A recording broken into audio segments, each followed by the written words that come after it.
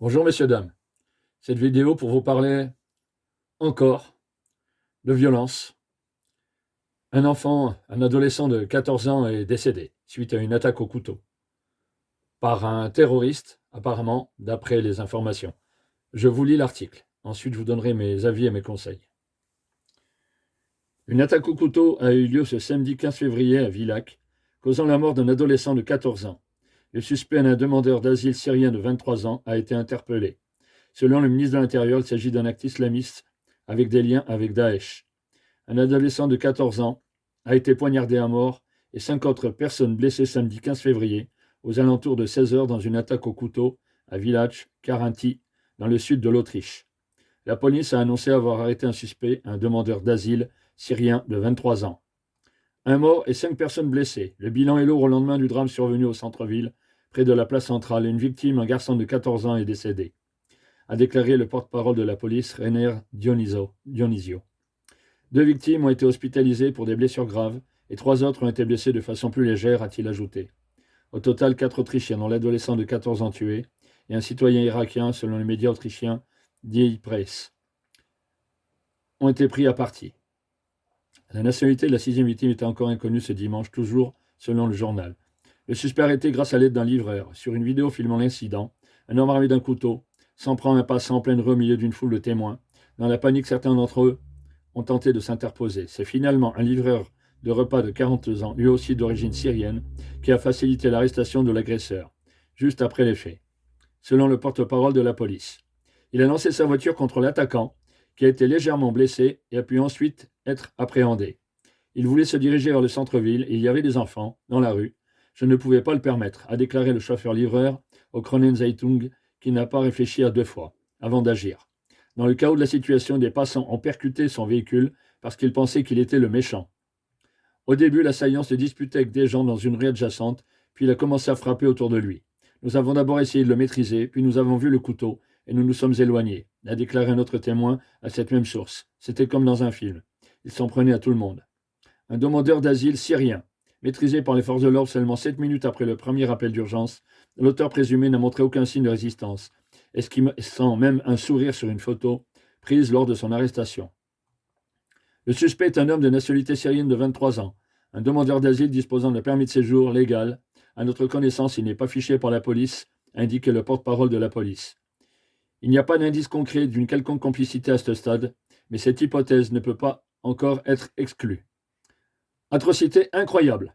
Le gouverneur de Carinthie, Peter Kaiser, membre du Parti social-démocrate, SPO, a souhaité les conséquences les plus graves pour cette atrocité incroyable, avec un emprisonnement et une expulsion. Le chef de file de l'extrême droite, Herbert Kickl, dans le Parti autrichien de la liberté, FPO, a remporté les législatives pour la première fois de son histoire, en septembre, s'est dit consterné par l'attaque, la qualifiant de défaillance du système. Nous avons besoin d'une répression rigoureuse de l'asile, a déclaré dans un communiqué celui dont le parti a échoué cette semaine dans ses négociations pour former un gouvernement avec les conservateurs. Une attaque d'origine islamiste. L'Office de protection et de lutte contre l'extrémisme de Carinthie a repris l'enquête en collaboration avec l'Office de la police criminelle du Land, rapporte Die Presse. Selon la police locale, un homme a au hasard attaqué samedi des passants avec un couteau, comme l'Afghan de 24 ans responsable d'un attentat à la voiture bélier 2 jours plus tôt à Munich. Le suspect de 23 ans criait « Allah Akbar » lors de son passage à l'acte, selon plusieurs témoins. Ces déclarations sont toujours en cours de vérification par les enquêteurs. Présent à un point de presse dimanche à 11h30 au siège de la police de la ville de Villach, le ministre de l'Intérieur, Gérard Karner, OVP, a déclaré qu'il s'agissait d'une attaque islamiste avec des liens avec Daesh. Selon lui, le suspect s'était radicalisé en ligne en peu de temps. Après la chute de Bachar el-Assad en décembre 2024, l'Autriche, qui accueille près de 100 000 ressortissants syriens, fait partie des pays qui ont gelé les demandes d'asile en attente des Syriens. Le gouvernement autrichien a annoncé un programme de rapatriement et d'expulsion vers la Syrie. Encore une fois, une attaque en pleine rue, par un déséquilibré mental, a priori un terroriste, se disant de la fraction de Daesh ou déterminé par les politiques et les médias faisant partie donc de Daesh, groupe terroriste international, qui frappe à l'international. Des victimes tout le temps. poignardés dans la rue, aléatoirement, sans se soucier de l'origine, de l'âge, des enfants, des adolescents, des femmes, des vieillards. Ça suffit. Pourquoi, dans l'avenir, ne pas renforcer par des effectifs supplémentaires nos frontières? Bien évidemment, durcir les sanctions pénales, comme jamais. Ces gens-là, ces individus, ces tueurs, ces criminels, ces terroristes, ne doivent plus sévir. Donc, ils ne doivent plus revenir sur la voie publique, au milieu de la population. Plus jamais. À nos politiques de réagir, bien évidemment. Des mesures vont être certainement prises. Des discussions sont en cours, mais il faut agir immédiatement. Pas dans quelques mois, pas dans quelques années. Des armes circulent librement. Aussi. Style Kalachnikov, grenade, on l'a vu. Récemment. Sur des faits divers. Nos frontières sont-elles bien assurées contre, justement, ces trafics? Trafic de drogue, trafic d'armes. Mais là, nous sommes sur une attaque au couteau. Quoi de plus facile? D'avoir un couteau chez soi, d'aller en acheter un, d'en porter en constance. Là, dans l'intention de tuer un maximum de personnes. Oui, faire partie de la fraction de Daesh, pourquoi pas? Mais je crois, avec pertinence, que cet individu et les autres, qui agissent individuellement, c'est une haine de la société occidentale. Sur le fait que nous possédons tout. Nous tendons la main dans un supermarché sur un rayon, nous avons tout à disposition. Certains pays, malheureusement, sont dans la précarité, dans des situations économiques invraisemblables, catastrophiques. Certains pays sous l'égide du despotisme, de dictateurs. Donc, bien évidemment, la population n'est pas choyée, comme en Occident. Elle est acculée par les pouvoirs publics sur le terrain, par des pouvoirs de dictateurs. Donc, bien sûr, ils ne peuvent pas être heureux, avoir le bonheur. Ils nous voient, nous, en république, en démocratie. La jalousie, la méchanceté de ne pas être accueillis sur les territoires de l'Union européenne, voire à l'étranger dans des pays considérés comme républiques, comme nation libre, comme nation où on peut trouver du travail, un logement, fonder une famille avec des autochtones, voire avec des populations de la même ethnie que soi. Donc ces gens, ces individus, ces criminels qui rejoignent donc des groupes terroristes, voire criminels, c'est parce qu'ils n'ont pas obtenu ce qu'ils voulaient, et de plus, la jalousie les rapproche de ces groupes criminels et terroristes. Quelquefois, bien sûr, souvent, peut-être, ils s'identifient à ces groupes, sans en faire partie. Et quelquefois, peut-être également, ils prennent donc l'idéologie de ces groupes pour s'identifier au travers de ces groupes, pour agir individuellement, pour dire, regardez, nous sommes forts. Or, certainement, peut-être, que la plupart du temps, ces gens, ces criminels, ces individus, agissent seuls. Ils ont le culot d'avoir le sourire, comme là, sur l'article. Ils ont le culot d'aller revendiquer leurs actions individuelles ou collectives sur les réseaux Internet, à travers le monde. C'est une honte. Ces gens-là, ces individus, ces criminels sont des monstres. S'attaquer à des enfants, s'attaquer à des adolescents, là, 14 ans, décédé. Il avait toute sa vie devant lui. Il avait son futur. Il n'en a plus. Ses parents le pleurent, sa famille le pleure. Sans compter le traumatisme psychologique des familles, de son entourage, des lycéens qu'il côtoyait, de sa famille, de ses amis. voire de sa petite amie. C'est honteux. Il faut que ça s'arrête, une fois pour toutes. À nos politiques de réagir, bien évidemment, et de prendre, vous le concevez, je le pense, les mesures les plus fortes, les plus sévères comme jamais. J'entends au travers des médias, justement, cette notion de sévir encore plus, de mettre à jour des sanctions comme jamais.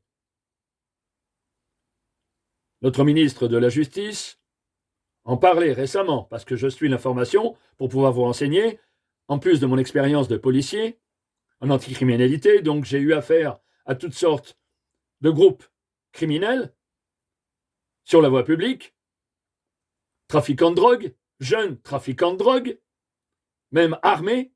J'ai interpellé des adolescents avec des armes à feu, de gros calibre. Qu'est-ce qui se passe?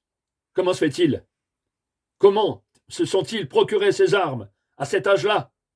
Donc bien sûr, ils font partie de groupes criminels pour avoir ces armes.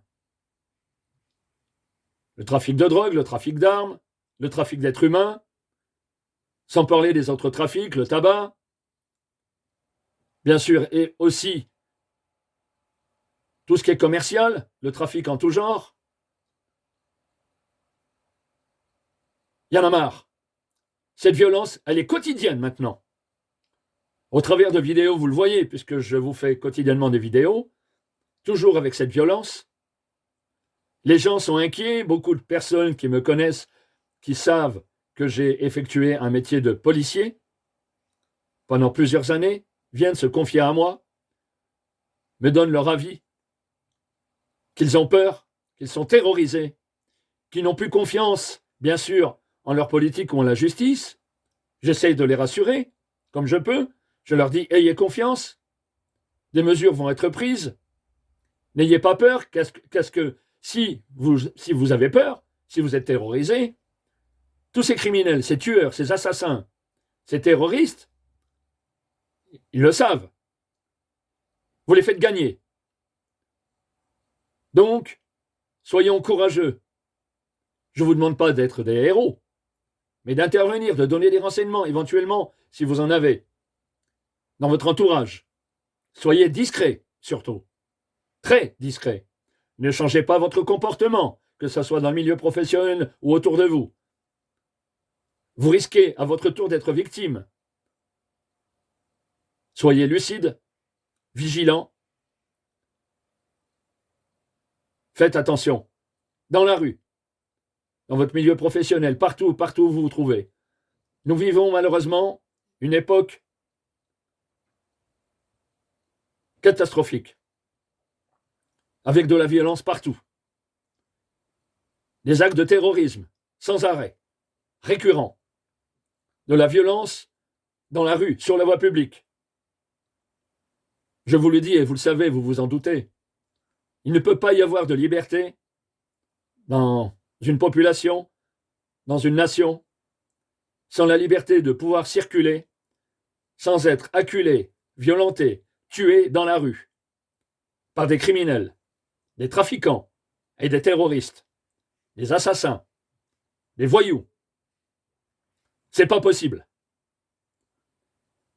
Si nous formons une union, nous nous unissons tous pour développer, ne serait-ce que, sans faire le héros, des informations, des renseignements, nous gagnerons déjà une grande partie. Croyez-moi. Faites confiance en la nation, en votre nation, partout où vous êtes, dans l'Union européenne, voire à l'étranger, en dehors de l'Union européenne. Il faut avoir confiance. Essayez de rester dans la confiance. Essayez de se ressaisir. Je sais, vous allez me dire, j'ai été fonctionnaire de police et tout, mais j'ai eu peur dans ma carrière. Mais j'ai fait front, et je ne suis pas un héros. J'ai fait mon travail. Dans ma conscience professionnelle, j'ai eu peur, c'est vrai, oui, je ne m'en cache pas. Mais j'ai été de l'avant. Si j'avais eu peur, si je me serais retranché derrière ma peur, j'aurais pu assurer ma fonction au service des protections des biens et des personnes? Ça n'aurait pas été possible. Vous allez me dire, j'étais obligé, pas du tout. J'aurais pu démissionner. J'aimais mon métier. Avec la peur au ventre, quelquefois, quand c'était des situations très dangereuses, puisque j'ai fait l'anticriminalité pendant des années. J'ai assuré le maintien de l'ordre sur la voie publique. J'ai assuré pas mal de services différents. Bizarrement, c'est avec la peur au ventre, devant le danger, que je me sentais à l'aise. Curieusement. Et je ne suis pas plus courageux ou plus héroïque que vous. Ne serait-ce que par le renseignement, vous êtes déjà un héros. Ce n'est pas par l'action qu'on devient un héros. Mais passons à cet individu qui a tué un adolescent de 14 ans. Quelle horreur! À quoi ça sert?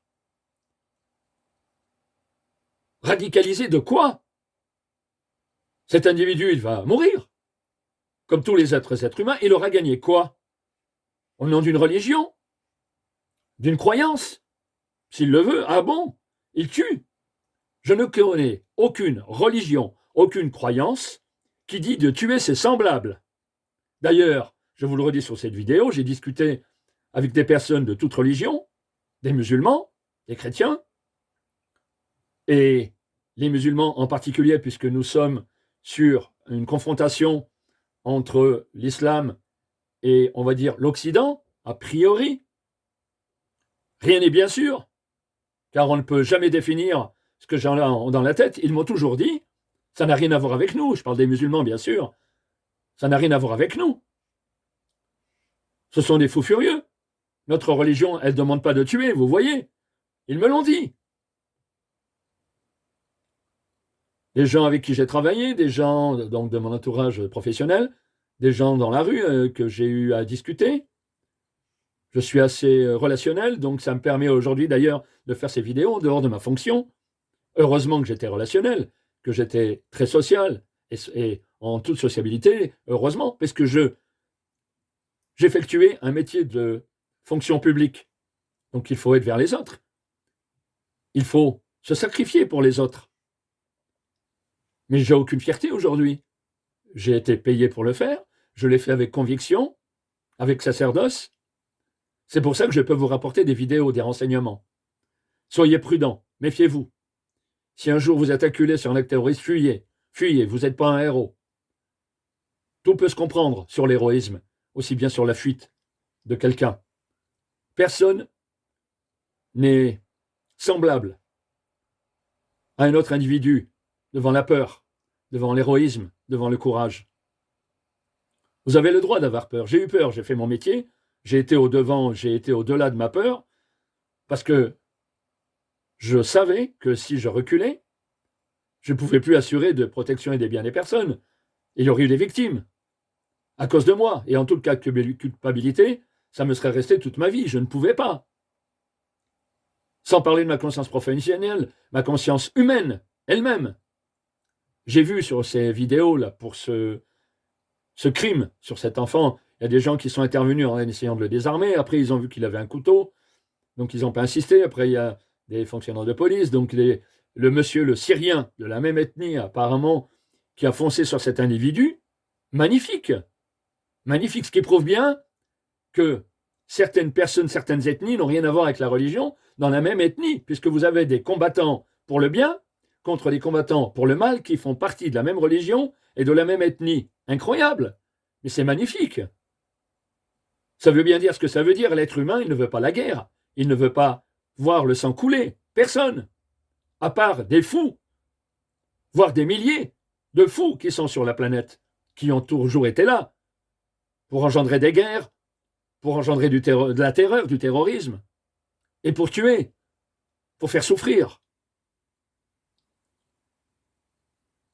Soyez vigilants. Donc je vous dis, fuyez. Si un jour vous êtes acculé sur une situation criminelle ou de terrorisme ou de violence, par plusieurs ou un individu, fuyez, cachez-vous derrière le mobilier urbain. Attention, ne parlez pas, ne faites pas de bruit. Vous donnez votre position, appelez, bien sûr, discrètement, si vous avez un téléphone portable, appelez. Et après les violences, voire le crime, voire peut-être des dizaines de blessés, voire des morts, essayez, après le départ des criminels, d'essayer de donner des premiers secours. Vous avez les garrots avec une cravate, avec une ceinture. Le garrot est très dangereux, mais ça peut sauver une vie, des vies. Vous avez les points de compression, fermez le poing et vous appuyez sur la plaie, sur les jambes, sur les bras, sur certaines parties du corps, bien sûr. Vous avez toutes sortes de manières. Fiez-vous aussi à votre sixième sens, savoir quoi faire. Faites ce que vous pouvez quand vous ne connaissez rien. Je vous le redis encore aujourd'hui sur cette vidéo. La moindre chose que vous ferez, vous pouvez sauver une vie. Vous aurez essayé. Ne rien faire, c'est votre conscience qui est en jeu. Et aussi au pénal, non-assistance à personne en danger. Vous pouvez tomber sur le coup de la loi. Mais je fais appel à votre courage, à votre héroïsme à tous, pour donner ces soins. Nous sommes frères et sœurs, n'oubliez jamais. Je m'adresse à tous, quelle que soit la religion, quelle que soit la provenance ethnique. Bien évidemment, le respect doit être là. Entre chacun pour nous, autour de nous, et de notre part, et de la part de ceux qui sont autour de vous, bien évidemment. C'est la plus belle chose qu'on puisse donner, le respect, l'amour, la tendresse. Et bien sûr, des actes d'aller vers les autres pour un sacrifice. Je ne vous demande pas de sacrifice de votre vie. Si vous le faites, il est trop tard pour vous, bien sûr, mais vous sauverez des vies. C'est un acte d'héroïsme. Mais vous avez aussi le fait d'aller vers les autres, de donner aux autres et d'aider les autres. Pour conclure cette vidéo, je pleure sur cet enfant, cet adolescent de 14 ans. Ça aurait pu être un membre de ma famille, un membre de votre famille. Les politiques doivent vite agir, immédiatement. Avec de la réflexion, bien évidemment, mais assez rapide. Je sais qu'il y a des réunions en cours, je sais qu'il y a des discussions en cours, mais il ne faut pas qu'elles soient trop longues, parce que pendant ce temps-là, le criminel, le terroriste, le trafiquant, le délinquant, même le jeune délinquant, s'amuse du fait qu'il y ait de la réflexion, que ça dure, que ça tarde, que ça mette du temps. Il nous voit comme une fourmilière, je le répète encore dans cette vidéo, avec une pierre dans une fourmilière. Ils sont la pierre. Il faut la pulvériser, cette pierre, dans la fourmilière. Donc je vous dis, tout un chacun, si nous nous unissons par les renseignements, par nos actes, par notre communication, notre information aux plus jeunes, à ceux qui veulent faire du mal, il faut les raisonner. Après, il sera trop tard. Des morts, des blessés graves, des gens qui seront affreusement touchés psychologiquement, toute leur vie, des traumatismes. Sur ce, je vous laisse, en espérant bien sûr que des moyens vont être déployés afin de minimiser, je dis bien minimiser parce que stopper, j'ai du mal à y croire, c'est des criminels et des tueurs et des terroristes qui sont parmi la population, qui sont très difficiles à détecter, comme des fantômes. C'est monsieur tout le monde, ils sont autour de nous, ils sont dans la population, c'est très difficile. Bien sûr, je rêve et vous rêvez que ça s'arrête, bien évidemment. Moi le premier. Mais malheureusement, la détection, l'interpellation de ces criminels est très difficile. Croyez-moi, j'ai vu sur le terrain. Les Russes, les modes opératoires qu'ils employaient, nous avions un cadre légal à respecter, en plus, avec les lois, plus ou moins, avec nous, contre nous, parce que on doit respecter les lois. Donc on ne peut pas agir en tant qu'être humain. On a les lois qui sont là. Pas pour nous stopper, mais pour nous dire, attention, vous avez un cadre légal, donc il est très difficile pour les forces de police, de gendarmerie, j'ai vécu ça. Très difficile, surtout quand on a une conscience humaine. Des fois, bien sûr, on est irrité, on est en colère. On voudrait faire justice soi-même, mais non. Il y a des lois, des textes. On ne peut pas se sacrifier, aller en prison contre, justement, ces criminels, et justement par ces lois qui sont là et dictées.